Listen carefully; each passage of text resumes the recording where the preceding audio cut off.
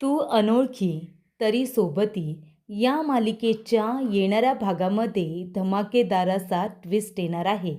तर प्रेक्षकांनो, फायनली अर्पिता बरी झालेली असते. इथे आता समीरने तिच्या ऑपरेशनसाठी 20 लाख रुपयांची तरतूद केलेली असते. पण त्यासाठी त्याला खूप मोठं सॅक्रिफाईस करावं लागणार असतं. पण अर्पिताच्या जीवासाठी ते सुद्धा त्याने मान्य केलेलं असतं. त्याने राजसीची 20 लाखांची ऑफर आता स्वीकारलेली असते आणि त्या पैशांच्या बदल्यात समीरने अर्पिताला डिवोर्स द्यायचा असं ठरलेलं असतं. समीरचा नाईलाज होतो आणि म्हणूनच तो इथे आता डिवोर्स द्यायला तयार होत 20 लाख रुपयांचा चेक राजसीकडून घेतो. पण प्रेक्षकांनो, येणाऱ्या भागामध्ये जेव्हा अर्पिता घरी येते आणि घरी आल्यानंतर जेव्हा ती राजसी आणि समीर या दोघांना अशी एकत्र बघते, जेव्हा राजसी समीरला मिठी मारत असते, त्याचा हात पकडत असते, त्याच्या अंगचटीला येत असते, ही गोष्ट जेव्हा अर्पिता बघते तेव्हा तिला ते सहन होत नाही. आणि म्हणूनच प्रेक्षकांनो, इथे आता समीरच्या अंगचटीला येणाऱ्या ह्या राजसीचं थोबाड अर्पिताने फोडलेलं असतं. राजसीचं थोबाड फोडून तिने समीरपासून तिला दूर ढकलून दिलेलं असतं. तर अशा रीतीने प्रेक्षकांनो, इथे आता अर्पिताने आल्या आल्या इथे राजसीला तिची लायकी दाखवून देत घरातून हकलून सुद्धा दिलेलं असतं. तर येणाऱ्या भागामध्ये कशा पद्धतीने या गोष्टी पुढे घडत जातात आपण सविस्तरपणे बघूया. तर इथे समीरने व्रत केलेलं असतं. त्याचा फायदा असा झालेला असतो की अर्पिता शुद्धीवरती आलेली असते. पण जरी संकट टळलं असलं तरी अर्पिताला त्या अपघातामध्ये खूप जास्त भाजलेलं असतं आणि तिला भाजल्यामुळेच इथे आता ऑपरेशन करावं लागणार असतं. त्यासाठी 20 लाख रुपये खर्च येणार असतो.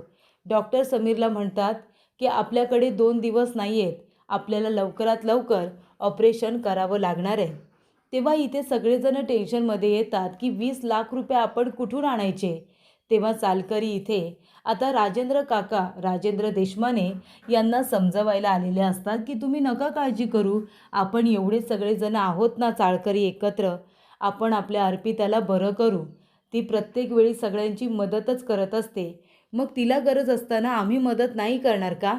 आम्ही सगळेजण एकत्र येऊ, तिच्यासाठी देवी आईला नवस करू आणि त्याचबरोबर पैशांची जमवाजमवसुद्धा करू. आपण पैसे उभे करू आणि अर्पिताचं ऑपरेशन करू. तेव्हा इथे निलंबरी म्हणत असते, काय पण ही लोक, त्या मुलीला इथे येऊन 6च महिने झाले असतील, पण तरीसुद्धा सगळेजण तिच्यासाठी इथे आसवं गाळतायत. काय करावं आता यांना? काय जादू केलं आहे सगळ्यांवरती काय माहिती. त्यानंतर इथे समीर टेन्शनमध्ये असतो की 20 लाख रुपये आता कुठून आणणार. त्याचा जॉबसुद्धा नाही आहे पैसे लोननी वगैरे घ्यायला. त्यामुळे तो आता विचारात बसलेला असतो. राजश्री म्हणते की चला, माझ्यासाठी एक संधी चालून आलेली आहे अर्पिता आणि समीरला एकमेकांपासून वेगळं करण्यासाठी. ती आता म्हणते की समीर, कसला विचार करतोयस? तेव्हा समीर म्हणतो, तुला काय करायचं आहे हे बघ, तू जा इथून, मला शांतपणे बसू दे. तेव्हा इथे राजश्री म्हणते, बसून काय होणार आहे? बसून तुझ्याकडे 20 लाख रुपये चालत येणार आहेत का? तो म्हणतो, तुला कसं कळलं मला 20 लाखांची गरज आहे? ती म्हणते, कळलं रे, तू विसरला असशील की आपण फ्रेंड्स होतो, मी तुझी कोण होते. तू विसरला असशील की माझं तुझ्यावरती किती प्रेम होतं. आपलं लक्ष असतं, ज्याच्यावरती आपलं प्रेम असतं ना, त्या माणसाकडे आपलं सगळं लक्ष असतं. मला माहिती आहे ना, अर्पिताच्या ऑपरेशनसाठी तुला 20 लाख रुपयांची गरज आहे, मला सगळं काही माहिती आहे. पण आता 20 लाख रुपये तू आणणार कुठून? पण तुझी मैत्रीण आहे ना, तुला काळजी करायचं काही कारण नाही. हे घे, 20 लाखांचा हा चेक घे. तेव्हा समीर म्हणतो, हा 20 लाखांचा चेक तू देतेस राजसी? तू तर अर्पिता मॅडमचा किती राग करतेस आणि आता काय एवढी चांगली वागतेस? तेव्हा राजसी म्हणते की मी उगाचच चांगली वागत नाही. राजसी प्रत्येक वेळेला व्यवहार करत असते, हे तू विसरलास का समीर? अरे मला तुझ्याबरोबर व्यवहार करायचा आहे. तो म्हणतो, कसला? ती म्हणते, अर्पिताचा. जर तुला अर्पिताचा जीव वाचवायचा असेल आणि त्यासाठी तुला 20 लाख रुपये हवे असतील ना, तर त्या बदल्यात तू अर्पिताला डिवोर्स दे, तिचा जीव वाचव आणि माझ्याबरोबर लग्न कर. तेव्हा समीरला आठवतं, अर्पिता म्हणालेली असते की तुम्ही एकटे नाही आहात, मी आहे तुमच्याबरोबर, मी तुम्हाला सोडून कुठेही जाणार नाही. आजूबाजूला बघा, मी तुमच्याबरोबरच असेन. आणि तेव्हा इथे समीर तो चेक फाडून टाकतो. तो चेक फाडतो, त्याचे बारीक बारीक तुकडे करतो आणि ते राजसीच्या तोंडावरती फेकून मारतो. तो म्हणत असतो की राजसी, तू इथे आता माझ्या प्रेमाचा व्यवहार करतेस, पैशांमध्ये माझ्या प्रेमाला तोलतेस तू. तेव्हा इथे आता राजसी, मला तुझा चेक नको आहे, पण काही झालं ना तरी मी अर्पिता मॅडम यांना सोडणार नाही. ती म्हणते, अच्छा, हे तू नाही बोलत आहेस, तुझा इगो बोलतोय, इगो.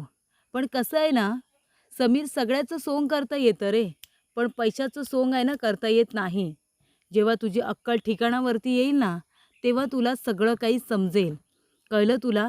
तेव्हा येऊन बोल माझ्याशी, नाहीतर मला कॉल कर. कारण तू एक चेक फाडला असलास ना, तरी माझ्याकडे अख्खं चेकबुक आहे आणि त्यामुळे मी सही करून तुला लगेच 20 लाख रुपये देईन. माझी ऑफर सदैव ऑन असणार आहे. तू कितीही माझा अपमान केलास, मला घालून पाडून बोललास, तरीसुद्धा माझं प्रेम कमी होणार नाही आहे तुझ्यावरचं.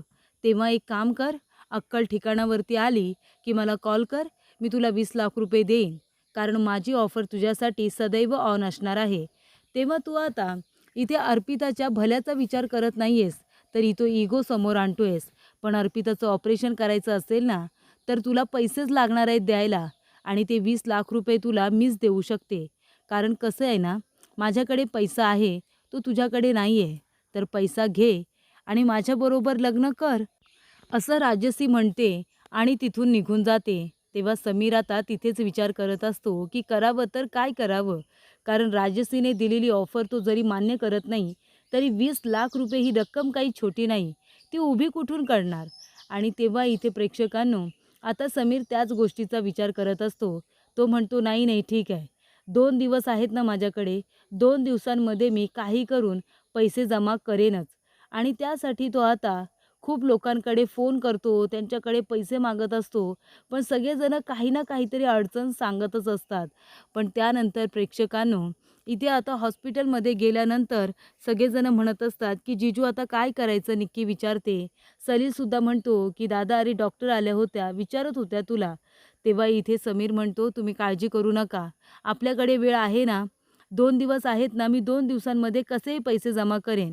तेव्हा डॉक्टर तिथे येतात आणि म्हणतात, मिस्टर समीर, अहो कुठे आहात तुम्ही? लवकरात लवकर आपल्याला अर्पिताची सर्जरी करावी लागणार आहे, ऑपरेशन करायचं आहे ना तिचं. तेव्हा तो म्हणतो, हो मॅडम, 2 दिवस द्या, 2 दिवसानंतर मी पैसे जमा करतो सगळेच्या सगळे, मग तुम्ही ऑपरेशन करा. नाहीतर 2 दिवसांमध्ये मी तुम्हाला पैसे देतो, तुम्ही आत्ता ऑपरेशन सुरू करा.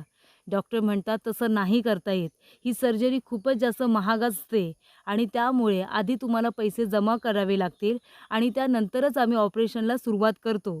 त्यामुळे तुम्ही प्लीज 20 लाख रुपये जमा करा. ते सुद्धा एका दिवसात, आपण 2 दिवससुद्धा नाही थांबू शकत. त्यामुळे एका दिवसामध्ये तुम्ही 20 लाख रुपये जमा करा. आपल्याला लगेचच ऑपरेशनला सुरुवात करावी लागणार आहे. प्लीज तुम्ही काहीतरी करा. तेव्हा इथे समीर म्हणतो, अरे देवा, आता काय करू मी? आता 2 दिवस दिले असते तर काही ना काहीतरी केलं असतं. एका दिवसांमध्ये मी काय करणार आहे? आता माझ्याकडे दुसरा कुठलाही पर्याय नाही आहे. आणि त्यामुळे प्रेक्षकांनो, इथे आता समीर पूर्णपणे हताश झालेला असतो. काय करावं त्याला काही कळत नसतं. डॉक्टरांनी फक्त 1 दिवस दिलेला असतो आणि त्याच्यामध्ये त्याला 20 लाख रुपये जमा करायचे असतात. त्यामुळे इथे त्याला राजसीचे ते शब्द ऐकू येतात, ज्याच्यामध्ये आता काय म्हणतो की राजश्री मला 20 लाख रुपये देणार आहे. अर्पिता मॅडम यांचा जीव वाचणार आहे. माझ्याबरोबर त्या आयुष्यभर नाही राहिल्या, त्याचं मला दुःख नाही आहे. पण त्या जिथे कुठे असतील तिथे सुखरूप तर असतील. त्यामुळे मी इथे आता राजश्रीची ऑफर मान्य करतो. अर्पिता मॅडम यांना डिवोर्स देऊन त्या बदल्यात मी 20 लाख रुपयांचा चेक तिच्याकडून घेतो, असं आता समीर म्हणालेला असतो. आणि त्याचमुळे प्रेक्षकांनो, इथे आता समीर अर्पिताचा जीव वाचवण्यासाठी जी गोष्ट त्याला करायची नसते ती गोष्ट करतो. तो जातो आता राजश्रीकडे आणि म्हणतो की राजश्री, तुझी ऑफर मला मान्य आहे. अर्पिता मॅडमच्या जीवासाठी मी तुझी ही ऑफर मान्य करतो. तू मला 20 लाखांचा चेक दे. त्या बदल्यात मी अर्पिता मॅडम यांना डिव्होर्स देईन आणि मी तुझ्याबरोबर लग्न करेन. पण त्यासाठी मला आधी 20 लाख रुपये हवेत. ती म्हणते, समीर, अरे एक चेक फाडलास म्हणून काय झालं? मी दुसरा चेक साईन करून पण ठेवला होता, हे घे. मला माहिती होतं तू येणार आहेस, कारण का तुझी गरज मोठी आहे. माझी पण गरज मोठी आहे, कारण मला माझ्या आयुष्यामध्ये तू हवा आहेस. बाकी मला काही नको. तेव्हा समीरने ही ऑफर ॲक्सेप्ट केलेली असते. राजश्री लगेचच त्याला मिठी मारते आणि खूप जास्त आनंदी झालेली असते. 20 लाखांचा चेक घेऊन तो हॉस्पिटलला येतो. इथे आता 20 लाखाचा चेक हॉस्पिटलमध्ये आल्यानंतर रिसेप्शनला जाऊन डिपॉझिट करतो आणि म्हणतो की चला लवकरात लवकर ऑपरेशनला सुरुवात करा. तेव्हा इथे डॉक्टर म्हणतात की बरं झालं तुम्ही पैसे लगेच जमा केलेत, आपण लगेचच ऑपरेशनला सुरुवात करूया. तेव्हा इथे सुरुवात करण्यात आलेली असते. ऑपरेशन झालेलं असतं. इथे आता समीर अगदी व्यवस्थित अर्पिताची काळजी घेत असतो. पण त्याला इथे राजश्रीने सांगितलेलं असतं की अर्पितापासून आहे ना लांब राहायचं. अजिबात तिच्या जवळ जाण्याचा प्रयत्न करायचा नाही. तेव्हा इथे आता एकाएकी सगळ्या गोष्टी लगेच तरी शक्य होणार नाहीत. अर्पिताला सगळं सांगेन, पण त्या पूर्णपणे बऱ्या झाल्यानंतर सांगेन, असं समीरने तिला सांगितलेलं असतं. त्यामुळे इथे अर्पिताचं ऑपरेशन झाल्यानंतर समीर अगदी व्यवस्थित तिची काळजी घेत असतो. पण तिथे अर्पिताला बघायला राजश्री पण येत असते समीरबरोबर. तेव्हा इथे अर्पिताला ती गोष्ट खटकत असते. ती म्हणतसुद्धा असते, "ही इथे काय करते? तुम्ही प्लीज हिला इथून जायला सांगा." पण समीर म्हणतो, की "माणुसकीच्या नात्याने ती तुम्हाला बघायला येते. त्यामुळे आपण तिला उगाच काही बोलायला नको." हे सगळं तो मुद्दामूनच म्हणत असतो, राजश्रीला राग येऊ नये म्हणून. त्यानंतर अर्पिताला आता डिस्चार्ज मिळतो. तेव्हा इथे समीर तिला घरीसुद्धा घेऊन जातो. इथे आता समीर घरी गेल्यानंतर राजश्री लगेच येते आणि समीरला अर्पिताच्या समोरच मिठी मारते आणि समीर तिला बाजूलासुद्धा करत नाही, काहीच बोलत नाही. अर्पिताला ती गोष्ट खटकते. त्यानंतर अर्पिता म्हणते, "समीर हे सगळं काय आहे? ती मुलगी तुम्हाला येऊन मिठी वगैरे मारते ही मला नाही पटत." समीर म्हणतो, "जाऊ द्या, तिची सवय आहे, तुम्हाला माहिती आहे ना. तुम्ही लक्ष देऊ नका, तुम्ही तुमच्या तब्येतीकडे लक्ष द्या." तेव्हा अर्पिता म्हणते, "मला हे अजिबात आवडत नाही, ते मुलीचं सारखं-सारखं येणं, तुम्हाला मिठी वगैरे मारणं." त्यानंतर इथे समीर अर्पिताची नीट काळजी घेत असतो, तिला हाताने वगैरे भरवत असतो. त्यानंतर इथे राजश्री पुन्हा येते. पुन्हा इथे समीर असं म्हणून त्याला मिठी मारते. ती म्हणते की चल आपल्याला फिरायला जायचं आहे, बाहेर जायचं आहे. आता तिच्याकडून पैसे घेतले असल्यामुळे समीरला नाहीसुद्धा म्हणता येत नसतं. त्यानंतर इथे समीरला मिठी मारल्यानंतर त्याचा हात पकडल्यानंतर अर्पिताला इतका काही राग येतो. अर्पिता उठून उभी राहते आणि राजश्रीच्या जोरदार थोबाडीत देते आणि म्हणते, "काय गं, माझ्या नवऱ्याच्या अंगसटीला येण्याची हिंमत कशी झाली तुझी? ते पण माझ्यासमोर. का त्यांचा सारखा हात पकडतेस? का त्यांना सारखी मिठी मारतेस? कुठल्या अधिकाराने? तू विसरली आहेस का? आमचं लग्न झालं आहे ते. माझ्या गळ्यामध्ये त्यांच्या नावाचं मंगळसूत्र आहे. हे तू विसरली असशील, पण मी नाही विसरले. माझ्या नवऱ्याचा पुन्हा पुन्हा हात पकडलास आणि त्यांना जर मिठी मारण्याचा प्रयत्न केलास ना, तर माझ्यापेक्षा वाईट कुणीही नसेल. मी आता आजारी असले म्हणून काय झालं? माझ्यामध्ये ताकद आणि हिंमत दोन्हीसुद्धा आहेत. कळलं तुला? त्यामुळे माणुसकीच्या नात्याने आत्तापर्यंत आलीस गेलीस, पण आता यापुढे येऊ नकोस हां. आणि माझ्या नवऱ्यापासून शक्य तेवढं लांबच राहा. पुन्हा त्यांचा हात पकडलास किंवा त्यांना मिठी मारलीस ना, त्यांच्या अंगसटीला येण्याचा प्रयत्न केलास ना, तर ह्या अर्पितापेक्षा वाईट दुसरी तुला कुणीच मिळणार नाही. कळलं तुला? चल लांब हो इथून." आणि इथे आता अर्पिताला इतका राग आलेला असतो की ती समीरला सुद्धा म्हणते, "आणि तुम्ही जर हिला तुमच्या जवळ सारखं-सारखं येऊ दिलत ना, तर मी तुमच्याशी सुद्धा बोलणार नाही. कळलं ना तुम्हाला?" आणि तेव्हा इथे आता चिडलेली अर्पिता इथे राजश्रीचा हात पकडते आणि सरळ तिला घरातूनच हकलून देते. म्हणते, "जा निघ इथून आणि पुन्हा माझ्या घराला पाऊलसुद्धा लावायचं नाही." तेव्हा राजश्री म्हणत असते की "समीर, अरे तू काहीतरी बोल ना, सांग ना हिला." तेव्हा समीर म्हणतो, "हे बघ, मी आत्ता काहीच सांगू शकत नाही आहे. अर्पिता मॅडम जसं बोलताय तसं कर प्लीज." तेव्हा इथे समीर मुद्दामूनच काही बोलत नाही, कारण अर्पिताला त्रास होऊ नये म्हणून. अर्पिताला त्रास होईल असं त्याला काहीही करायचं नसतं.